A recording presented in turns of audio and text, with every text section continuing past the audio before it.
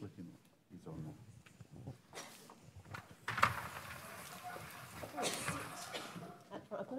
I've got a bit of a cold, so I'm just going to sit. I'm going to sit here, if that's okay with everyone. How are you all? You good? Okay. So yeah, my name is Maureen Frank. I'm actually not. I didn't do a science degree, but I do come from a science background.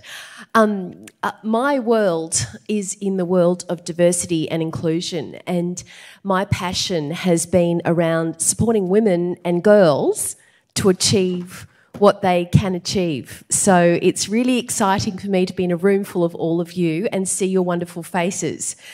But I thought I would start by sharing a little bit of the story of how I got there, how I have built a business around that, and perhaps give you a few tips and strategies that might help you, although my subject is a little bit different to yours. So I grew up in a country town in Queensland called Toowoomba. Does anyone know Toowoomba, Queens? Yeah, there you go. Anyone come from Toowoomba? Oh, there's usually one in the room. I was, and look, I guess what I realised, right, was that inclusion was a big part of my world from a really young age. So grew up in a household where my parents were immigrants to Australia. My father was born in India of Persian origin. My mother was born in Ireland.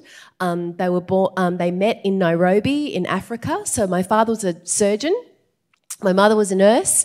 Got married there. My sister and I were born in Toowoomba in Queensland. So my entire family are all doctors and in medicine. The thing I realised in growing up was that I had one life that was external to my household and one life that was how we lived at home. And that was that, you know, my dad was not the sort of guy who would go out and watch the rugby and drink beers and things like that. He listened to his classical music and made amazing curries on the weekend and read his books. So he had an amazing library of medical books, and that was his joy and his passion. I think the other difference in my household and in a country town in those days in Australia, the biggest feminist in my household was my dad.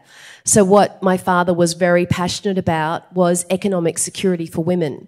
So in having grown up in Mumbai, where his mother had been widowed when he was about 11 years old, he'd seen his mum have to work 3 jobs and get 3 kids through school.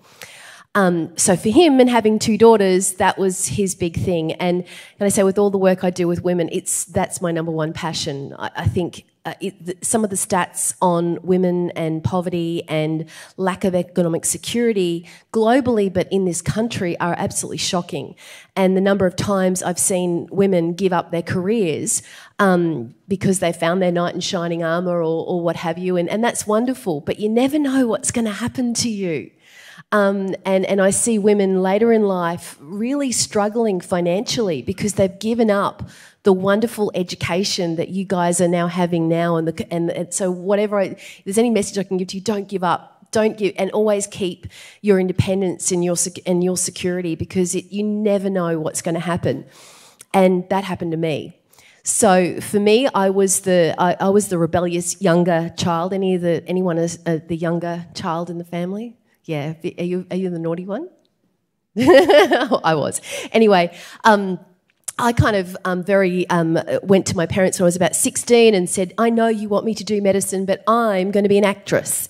And they said, well, and you know, you don't argue with a 16-year-old. I've got 17-year-old twin girls now, so I know that in spades.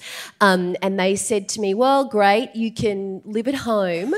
So in Toowoomba, the University of South East Queensland, you can go and do acting there, or you can go to the University of Queensland where your sister goes, and I think she goes to rugby clubs and toga parties and things like that.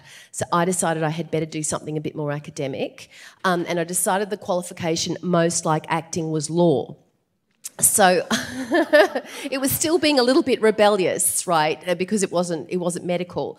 did a law degree, did a commerce degree with it. So I had no idea what I was doing when I was at uni. I was just having fun. And I managed to pass my commerce degree, and most of the exams were multiple choice, and I picked B and I passed. So it was, I'll tell you all the things that the teachers in the room probably are sitting there going, oh my goodness. I guess, then I went into the workforce, started life as a lawyer, and learnt two things. I was a really bad lawyer. So there was kind of this, cookie cutter career path for being a lawyer. You go out, you do your articles, you become a solicitor. I did that, and it was awful. It was really depressing. And I thought, is this it? And that's true when your boss comes to you and starts coaching and mentoring you about other roles that you could do outside of law.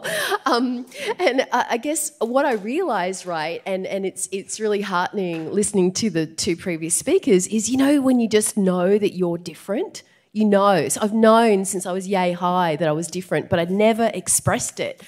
And I went, you know what? I want to be a businesswoman, but I have no clue how to be a businesswoman because, all of my family are doctors, and that, I didn't know where to even start. My friends were telling me, if you want to be a businesswoman, you have to go and do an MBA. And I thought, no way, I'm not doing any more exams.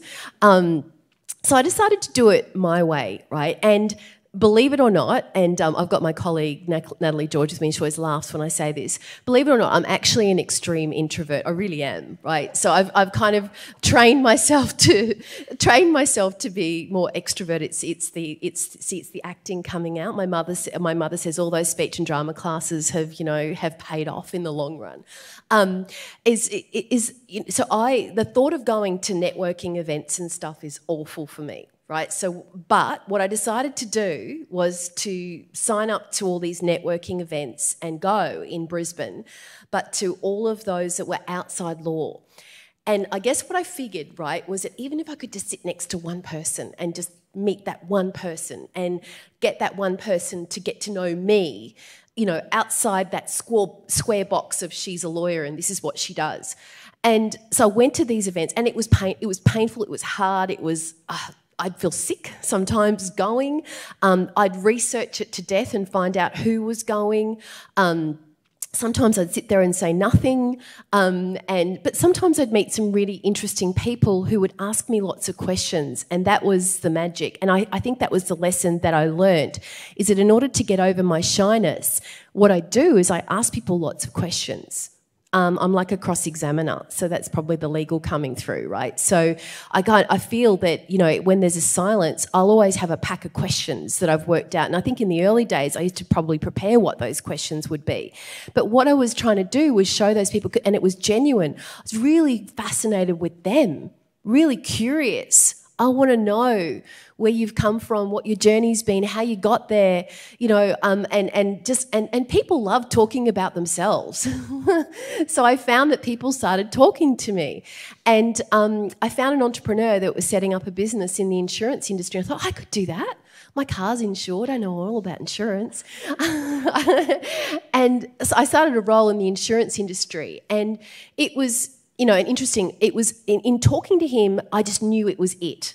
You had that moment of, in having talked to so many different people, I knew that was something. I was really fascinated with what this group was doing. And so before I even got the job, because I knew I didn't have any of the qualifications of running this business, right, or any of the experience, I had written the business plan. So I had to go to the library and research how, so in those days, no internet, we had to go and research how to even write a business plan. I wrote the business plan, had met every board of director before they offered me the job, right? So I did all this work for them for nothing, because I wanted them to believe in me. They gave me the role. It was successful. After a couple of years, I decided to become an international businesswoman. So they were opening up operations in London. I put my hand up and said, yeah, I'll do that. So at 26, I was CEO of a company in the UK, and by acquisition, I had about 32 employees, all of whom were men, all of whom were way older than me, all of whom felt really uncomfortable with having, a female Aussie young boss. And I knew that my approach, because I'm a country girl, so I kind of tell it how it is. I don't really know any other way.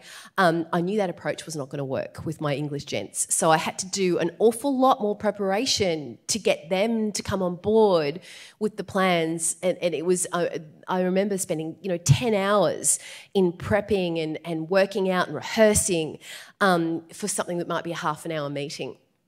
Long story short, and like you, that company went belly up and I had to go find something else. I ended up as head of mergers and acquisitions in the insurance industry for Aon Corporation. But again, bit bold as brass, romped in with my red suit and said, well, insurance industry, I've done a bit of law now, I've done a bit of insurance, surely I could do mergers and acquisitions insurance. I had no idea what I was doing. And I think the message that I'm giving to you, Ray, is that if you look at most people who've been successful in business in their careers, they've started not having a clue what they're doing, right? Most of us do. But what I experience in the workplace is sometimes women don't feel they can put their foot forward until they've got, they can tick every single box. Whereas men are not quite like that, right? So we miss out on lots of opportunities because we just don't give it a go. So I guess I was brave. I was in London. I guess my sense was, well, I'm in London, so if it messes up completely, I can always come back to Australia. No one knows me here, right? So I think being overseas gives you a little bit of courage. But anyway, it was successful. We built a successful business. But then I had my twin daughters in London, and that changed my frame completely. Right, and I know that for many of you, I never worried about the notion of having a career and having kids. My mother used to worry about it for me. My mother used to, has anyone got a mum like that? My mum used to always say to my sister and I, you've got to have a job that you can eventually work part-time in because you'll need to be able to do that. Now, my sister took that advice, and my sister's a doctor. She did psychiatry, and she's had the perfect career that she could do part-time. I never thought about that. Had my twin girls and realised just before I was going to give birth to them that I was probably going to become a single mum. So all those messages of economic security came crashing back to me. And I never thought it would happen to me, right? I came from a fairly privileged background. I'd had a pretty swimming life, really. And then all of a sudden, I'm in this hospital in London thinking, oh my goodness, how am I going to support 2 kids on my own? I went straight back into my boss in London. We were coming back to Australia, and I said, you've got to get me a job in Australia, because all I could think about was the financial side, and that's Dad's fault. Long story short, I negotiated with the CEO in Australia, got him to convince that we would do the role. I could do the role in Australia, and they took me on in Australia. Built a business over a period of time, and I was fortunate to win a Telstra Businesswoman of the Year award in 2004 for some of my work, and that led me in a different trajectory. So you never know what's going to happen to you in your life. What I have done since then, and I guess that was my moment of really saying, I got emails from women from all over the Aon world, and it's maybe not something that you see right now, but the world of gender in the business world, in the science world, is still not equal, and not equal by a long way. And the statistics in Australia are not so good. Australia's female workforce participation has dropped. We were number 15 in the World Economic Forum figures. We're now at number 43. So we're getting worse year on year. So gender equality in Australia is a really big issue. And it's with all the noise that's been around, it's still not getting better. I've helped Elizabeth Broderick set up the Male Champions of Change as a supporter of that. I've convened the Male Champions of Change. But the thing I'm most proud of is the business that I built. So when I moved into this space, I had young kids. I built a product, and it's called My Mentor Courageous Woman, and it's a really intensive development program, and it's all those practical wild things that I did in navigating my career and tackling that lack of confidence issue. It's a 12-module online. In those days it was a CD DVD based program. But in building that product, so over the last 12 years, it's morphed and morphed and morphed as yours does. We've now mentored 32,000 women around the world. We've got some big goals to get to 500,000 women. And if there's one piece of advice I'd give you is that I've got lots of friends who are entrepreneurs in all different fields, women, and you can create the best product in the world, but if you don't have a market to sell it to, it's not going to go anywhere. So I've seen people put major investment and time into creating the world's most amazing product, but they can't sell it. So do the work in working out how you're going to sell it, who you're going to sell it to, where's your market, where's the money coming from. And that might scare some of you who just want to build a great product. You need to team up with people who are business-minded, because it's a really critical thing that you need to think about right at the get-go and right at the start. I'd have a lot more that I could say, but I think I've run out of time. And I would just say this to you, is that the thing that I've been passionate about and worked on for the last 12 years is women and self-confidence. Who in the room sometimes is sitting here listening to us and thinking, oh my goodness, I don't know if I could do that. Right. So if there's one thing I would suggest to you is to work on that in yourself, right? So mindset is everything. And I had to go on a journey of really tackling my own mindset and my own belief in myself. We have this like inner voice that says horrible things to ourselves. And I don't know about men, but I know that women have it, women and girls have it in spades. And if that person was a friend of yours externally, you would not be friends with her, right? So tackle that, and there's lots of stuff you can do to tackle that, because if you can tackle that, you can do anything. Because to me, the most successful people in the world that I know have one thing in common. It's not their qualification, it's not their brains, it's not their background, it's not anything. It's grit. Right? And that's bloody-minded determination. And it's that kind of inner self-belief that no matter what happens, even if I fall flat on my face, I'll find a way. I'll be okay. And that's what I'd love for you to have, because no matter what happens, you will find a way. And remember that you've already got a track record of doing that. Think of what you've had to overcome to be here, to be sitting in this room today. I'm sure there's stories all over this room, right? So you have got the power to be able to overcome amazing things. Don't ever forget that. Thank you.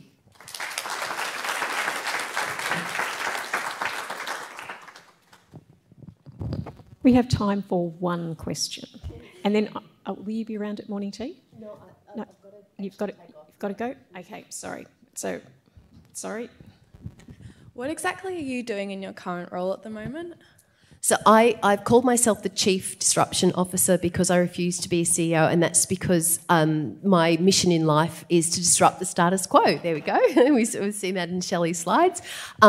What I do is I work with big organisations to challenge the status quo on their gender equity targets and numbers.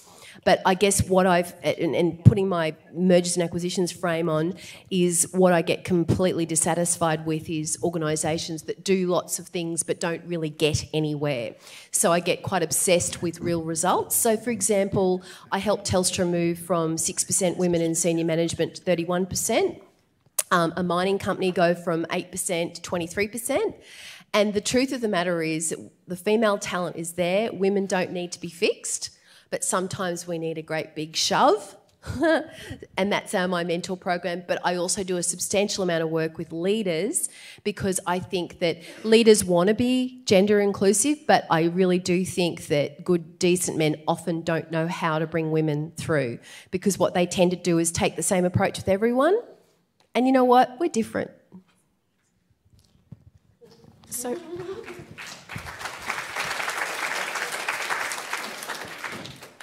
how would the students or teachers get in contact with you if they have any other questions? Oh, yeah, please get in contact with me. My direct email address is maureen@emberin.com. So please email me directly. Please link with me on LinkedIn. We've got a community of about 30,000 on LinkedIn. We're always talking about this subject rapidly, and I would love you to join in the conversation and be part of it. But please, if you've got any other questions, I'm very happy to respond to you directly. Cool. Okay, one of the students would love to thank you with a gift. Thank you so much. Thank you, Danielle. Thank you.